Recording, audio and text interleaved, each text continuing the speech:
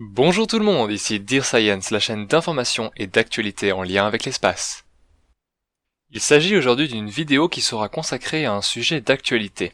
J'ai assisté il y a peu à une conférence d'astronomie parlant du nouveau télescope que la société ESO a produit avec des pays du monde entier tels que les États-Unis, le Japon, Taïwan et beaucoup d'autres pays d'Europe que j'éviterai de mentionner sous peine de ne plus avoir de salive pour le restant de la vidéo.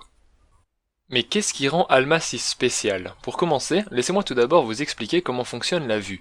Pour que la vision soit possible, il faut que des particules d'énergie appelées photons ricochent sur un objet de n'importe quelle nature et que ces photons retournent vers notre œil pour que cette information soit traitée dans notre cerveau et que la vue soit possible. Cette explication est bien sûr grossièrement décrite, mais c'est pour vous donner une idée de ce qui va suivre. Voici un schéma représentant tous les différents types d'ondes. L'œil humain ne perçoit que la partie de couleur arc-en-ciel, et tout autre type d'onde lui est invisible. Le télescope Hubble ainsi que le James Webb Space Telescope, qui sera son successeur en 2018, traitent et vont traiter de tout ce qui est du domaine visible pour nous, nous donnant de magnifiques photos que l'œil humain peut percevoir dans l'espace. ALMA est totalement différent, car celui-ci étudiera un bien plus large spectre allant de l'infrarouge au micro-ondes. ALMA étant l'acronyme de Atacama Large Millimeter Array est situé comme son nom l'indique dans le désert d'Atacama au Chili, à plus de 5600 mètres d'altitude, ce qui en fait le télescope le plus en altitude jamais construit à ce jour. La majorité des autres lieux d'observation de corps célestes sont aussi situés au Chili, mais à des altitudes variant entre 2000 et 3000 mètres d'altitude. Mais pourquoi le Chili et pas un autre pays? Eh bien tout simplement pour le fait que le désert d'Atacama est l'endroit le plus sec sur Terre avec une humidité ne dépassant que très rarement les 2% et moins il y a d'humidité, plus l'observation du ciel sera performante. Mais comment font tous ces astronomes pour vivre dans de telles conditions? La réponse en images. Ce bâtiment, qui a reçu plusieurs prix d'architecture, est un vrai oasis pour se détendre dans des conditions aussi dures. Il est même tellement convoité qu'il a servi comme terrain de jeu lors du tournage du film James Bond Quantum of Solace. Mais ALMA n'est pas un seul gros télescope, il s'agit en fait de 66 télescopes de taille moyenne qui travaillent tous ensemble pour n'en former qu'un seul.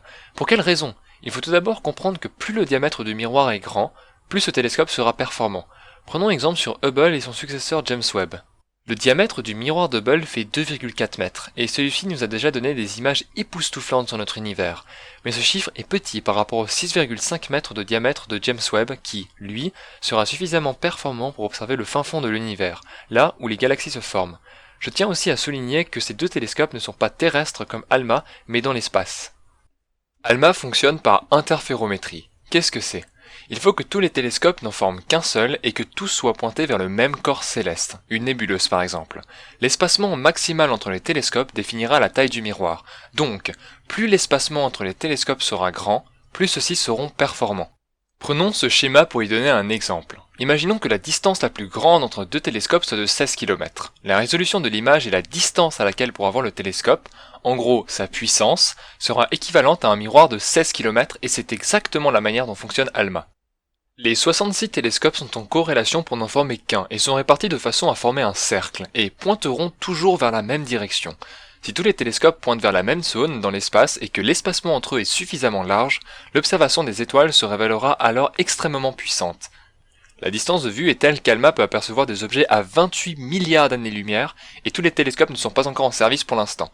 C'est-à-dire qu'ALMA n'a pas encore atteint sa puissance maximale et est déjà extraordinairement performant. Pour vous donner une idée, voici la différence entre Hubble et ALMA. À de grandes distances, Hubble ne pouvait apercevoir que quelques étoiles et la résolution de ce dernier n'était pas assez puissante pour distinguer les étoiles moins brillantes. ALMA, quant à lui, peut apercevoir tous les corps célestes car sa résolution est bien supérieure à Hubble. ALMA peut aussi détecter les détails infimes sur la formation de systèmes étoilés que Hubble ne pouvait pas faire auparavant. Vous pouvez voir ici une image prise par ALMA alors que seulement la moitié des télescopes était activée, et le détail est époustouflant. On peut distinguer l'étoile centrale qui éjecte du gaz et commence à créer les premières planètes qui orbiteront autour. Tous les cercles plus foncés sont en fait l'orbite des planètes, et ce système étoilé a été photographié au fin fond de l'univers là où les galaxies commencent à se former. ALMA permet aussi de distinguer ce qui se cache derrière les barrières visibles pour l'œil humain comme des nuages de gaz. Voici une photo d'une nébuleuse que Hubble a photographiée et l'exacte même image prise par ALMA. Le deuxième jet de gaz, ici en vert, qui était invisible pour Hubble, est maintenant totalement visible par ALMA et grâce à ce système, aucun obstacle ne pourra stopper ce nouveau télescope. Toutes les théories en lien avec la formation des galaxies et des systèmes étoilés qui n'étaient pas démontrables avec Hubble le seront grâce à ALMA. Ces dernières années, l'astronomie a fait un bond de géant et nous commençons tout juste à comprendre les mystères de l'univers. Grâce à ALMA et à James Webb, une grande partie des questions non résolues sur notre univers seront démontrées grâce aux futurs télescopes. Et c'est tout pour moi, je vous souhaite à toutes et à tous une excellente fin de journée et n'oubliez pas de garder les yeux tournés vers les étoiles.